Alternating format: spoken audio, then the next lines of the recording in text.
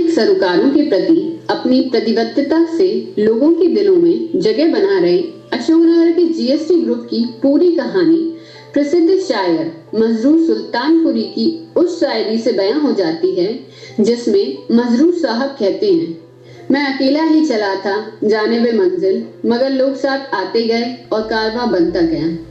जी हाँ, गिविंग और sharing trust जिसे हम जीएसटी के नाम से जानते हैं, इसकी परिकल्पना की शुरुआत शहर की भीड़ में खोए एक अनजान से युवा पंकज श्रीवास्तव ने की थी। पेशे से शिक्षक रहे पंकज अपनी संवेदनशीलता और कोमल हृदय के कारण दूसरे लोगों को परेशानी में देख खुद भी परेशान होने लगते थे। अपनी भावनात्मक संतुष्टि के लिए पंकज अक्सर जरूरतमंदों की मदद कर दिया करते थे, लेकिन प्राइवेट स्कूल में टीचर की नौकरी करे जो तनख्वाह हाथ में आती, वह उनके इरादों के सामने ऊंट के मुंह में जीरे के समान लगती। इस परेशानी को दूर करने पंकज ने अपने दोस्तों से मदद मांगी। जब दोस्तों ने पूछा किस लिए, तो पंकज ने बताया जरूरतमंदों की मदद करना है। शुरुआत में पंकज के दोस्तों ने उनकी बात को मजाक में उड़ाया, लेकिन पंकज ने हार नहीं मानी। पंकज ने सोचा जिसे साथ निभाना होगा वह बिना मतलब भी उनके साथ आएगा, और जिसे साथ नहीं देना वह कोई भी वजह बता देगा। अपने पुनीत इरादों को अंजाम देने पंकज ने सोशल मीडिया का सहारा लिया और 9 जून 2017 को व्हाट्सएप ग्रुप बनाकर अपना उद्देश्य बताते हुए दोस्तों से अपील की कि वे हर महीने 50 रुपए दें, जिससे वह जरूरतमंदों की मदद कर पाएं। इसके बाद पंकज ने फेसबुक के जरिए भी अपनी भावनाओं को व्यक्त किया। सामाजिक सरोकारों के प्रति अपने दोस्त पंकज की जिद और जुनून को देखकर उनके दोस्त गौरव शर्मा, आनंद रघुवंशी, शालू भारत, नरेंद्र यादव, अमित जैन, अंकित जैन, देवेंद्र पटवारी, हेमराज नामदेव आदि आगे आए और अपने दूसरे दोस्तों को भी जीएसटी से जोड़ा। शुरुआत में सिर्फ 30 लोग ही पंकज के गिविंग एंड शेयरिंग मुहिम का हिस्सा बने। बहुत सारे दोस्तों को पंकज ने बिना उनकी सहमति लिए ग्रुप में ऐड कर लिया, लेकिन अधिकतर दोस्त ग्रुप से लेफ्ट हो गए। लेकिन पंकज और उनके साथी किसी अंजाम की परवाह किए बिना ही अपनी सेवा कार्यों में जुटे रहे। फिर क्या था, धीरे धीरे उनके साथ कारवां बड़ा होता गया। 7 दिन में 7 सदस्यों से शुरू हुआ जीएसटी 70 की संख्या पार कर गया।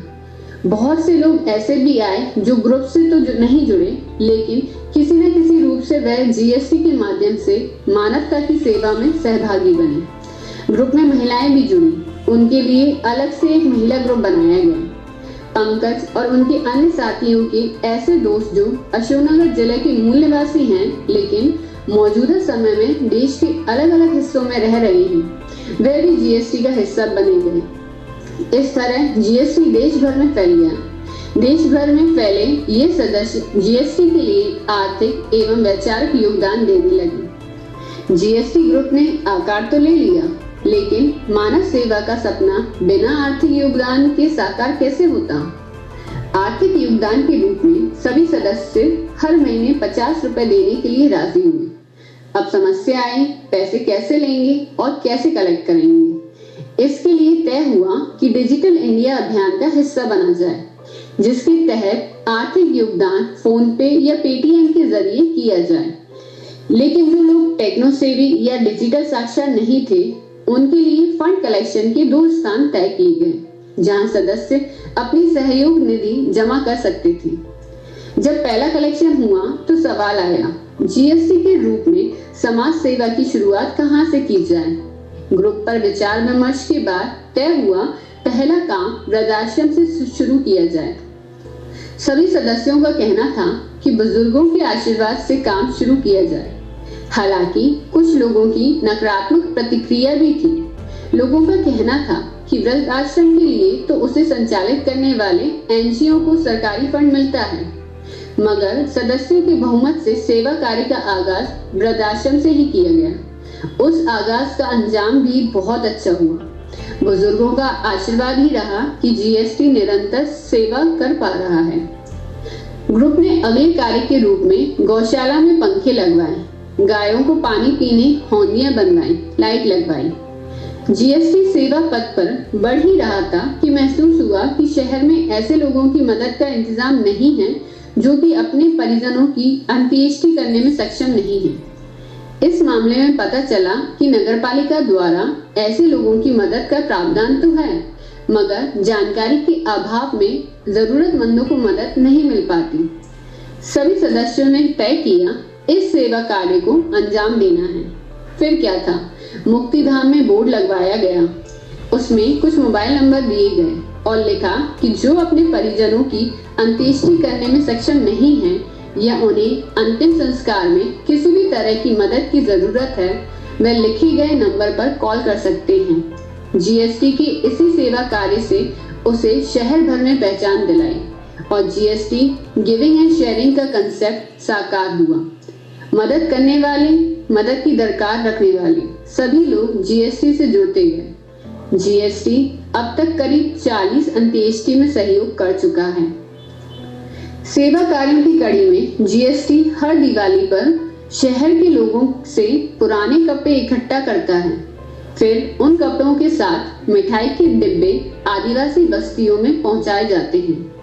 इस सेवा कार्य से हमने महसूस किया कि अन्य सामाजिक संगठन भी आदिवासी बस्तियों में कपड़े आदि वितरित करते हैं। हमने तय किया कि जिले के सुदूर आदिवासी क्षेत्रों में अपने सेवा कार्यों को अंजाम दें, जहां अन्य सामाजिक संगठन नहीं जाते। शुरुआत जरूर हमने अशोकनगर से सटे आदिवासी बाहुल्य ग्राम टकनेरी से की थी। इस सेवा कार्य को हमने सर्दी के मौसम में दोहराया, पुराने गर्म कपड़ों के साथ ही नए गर्म कपड़े और कंबल बांटने की मुहिम शुरू की, जो अब भी जारी है। जीएसटी ग्रुप हर साल गर्मियों के मौसम में पक्षियों को दाना पानी देने के लिए सकोरे वितरित करता है। फेसबुक के जरिए इस सेवा कार्य को प्रसिद्धि मिली। इसके बाद देश के अन्य हिस्सों से भी हमारे पास सकोरों की शुल्क डिमांड आई, लेकिन ट्रांसपोर्टेशन की परेशानियों के चलते हम सीमित मात्रा में ही अशोकनगर के बाहर सकोरे पहुंचा पाए। अन्य प्रमुख सेवा कार्य, 1 वर्ष गौमाता के लिए घास का इंतजाम किया गया। शहीद हुए थे उनके परिवार को जबलपुर जाकर आर्थिक सहयोग किया गया। आमखेड़ा में जो सरकारी स्कूल है उसे गोद लिया गया, वहां बच्चों को टिफिन, बॉटल, किताब दिए गए। साथ ही 2 कमरों को पेंट कराया गया। छोटे बच्चों के हिसाब से उसमें पेंटिंग कराई गई। पिछले वर्ष कोरोना में जनता रसोई में आर्थिक सहयोग किया गया। जब किसी बेटी की शादी में दिक्कत आती है तो उसकी शादी में होने वाले खर्च को ग्रुप द्वारा उठाया जाता है। अब तक 40 लोगों को मदद कर चुके हैं। अगर कोई व्यक्ति बीमार है तो उसका भी आर्थिक सहयोग किया जाता है। इस वर्ष कोरोना में हॉस्पिटल के पंखे, ऑक्सीमीटर, नेबुलाइजर, स्ट्रोमेटर, hand gloves, face shield, mask, sanitiser दिए गए। साथ ही कुछ कर्मचारियों को जिनकी तनख्वाह कम थी, जिन्होंने ईमानदारी से काम किया, उन्हें राशन दिया गया।